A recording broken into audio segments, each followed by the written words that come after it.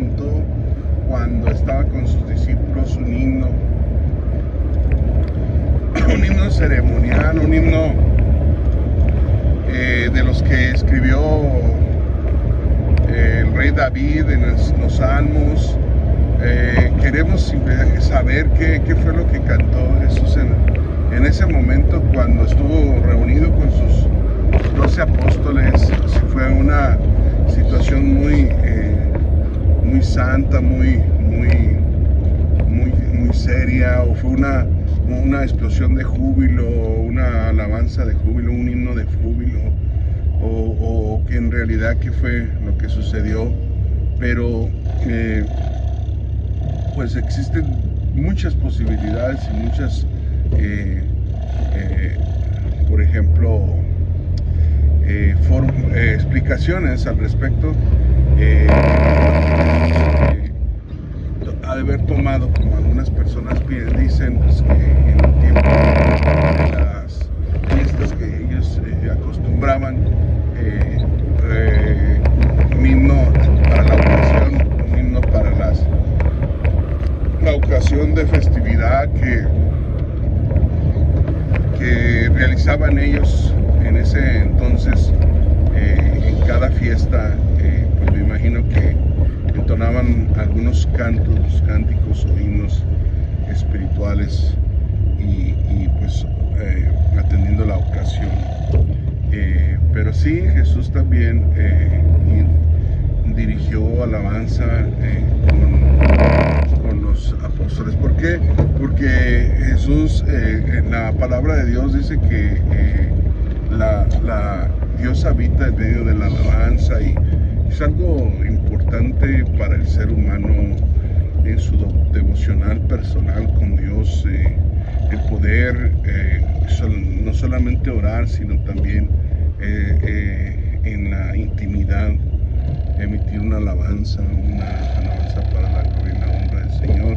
David, me imagino David, que fue uno de los más importantes escritores de las alabanzas del pueblo judío, del pueblo de Israel.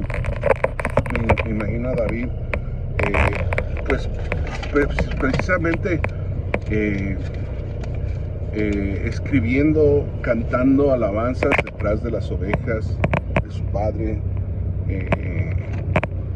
Me imagino a David como una persona precisamente inspirada, y se inspiraba detrás de las ovejas. O sea, no tenía un público como muchas veces actualmente nosotros buscamos un público, sobre todo los que saben cantar buscan un público que los escuche, y sobre todo los que tratan de cantar en las congregaciones, pues lo hacen públicamente. Pero en el caso de David el rey, en medio de las ovejas, pues él se ponía a cantar. Jesús cantaba, sí, una alabanza colectiva, una alabanza con sus 12 discípulos. Allí Jesús cantó un himno, y obviamente David, pues lo vemos alabando a Dios, tanto personalmente como a manera íntima, a manera ya una relación con Dios que llegó tan grande a tal grado, que cuando Saúl el rey era atormentado por un mal espíritu, necesitaba oír las alabanzas y la música que David tocaba con el arpa, que David entonaba, porque cuando David cantaba, cuando David entonaba una alabanza, algo sobrenatural sucedía, algo especial sucedía en el entorno. ¿Por qué? Porque inclusive Saúl al sentirse, obviamente Saúl se sentía libre, liberado. Quiere decir que la fuerza de Dios estaba, y la presencia de Dios estaba en medio de las alabanzas de David el rey. Entonces su presencia se manifestaba con cada alabanza que entonaba y tocaba el rey David. Por eso en los íntegros es hermosa la alabanza. David el rey fue una persona íntegra. Dios da testimonio que era conforme al corazón de Dios. David se la pasaba entonando alabanzas y componiendo alabanzas, salmos Testamento. Nosotros decimos alabanzas, pero son los salmos. En Israel él escribía salmos exaltando la grandeza de Dios, exaltando y reconociendo que Él era su Señor, que Él era su pastor, que Él era su roca, su castillo, que Él era, todo era para Él, para David. Así el cristiano que adora a Dios como David es un cristiano que cuando entona una alabanza, que cuando canta un himno, que cuando se siente la presencia de Dios, hay una situación que sucede en el momento en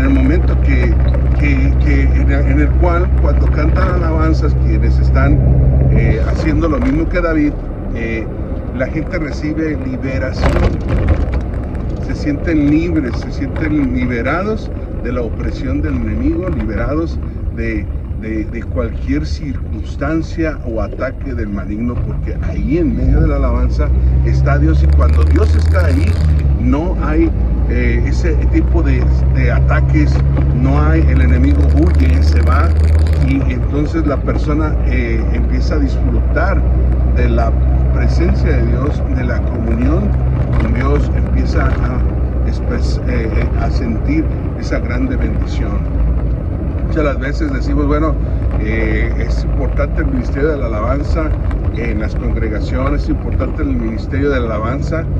Sí, claro que sí es importante, tanto de manera personal, en el devocional personal que tenemos cada uno de nosotros, que cuando oremos podamos encontrar un canto, una alabanza, una adoración, o también cuando lo hacemos públicamente en la congregación, o cuando lo hacemos, ¿por qué? Porque Dios va a usar ese ministerio, va a usar esa relación, es una relación que tiene la persona con Dios, para que otras personas sean bendecidas, como en el caso de cuando Saúl era atormentado y David tocaba, y Saúl pues recibía, pues se sentía bien, y por eso llamaba a traer a David a su presencia para que entonara sus salmos, para que tocara con el arpa. A veces se torna difícil el poder adorar a Dios bajo la incertidumbre, porque muchas de las veces cuando Saúl veía a David y sabía que David iba a ser rey, Saúl quería atravesarlo con su lanza, y muchas veces le lanzó la lanza cuando David estaba alabando a Dios. Como muchas de las veces el enemigo usa personas para querer derribar o destruir eso que estos hermanitos tienen, que la paz, que la bendición, que la presencia de Dios, que eso que tienen de Dios sea clavado, sea destruido completamente.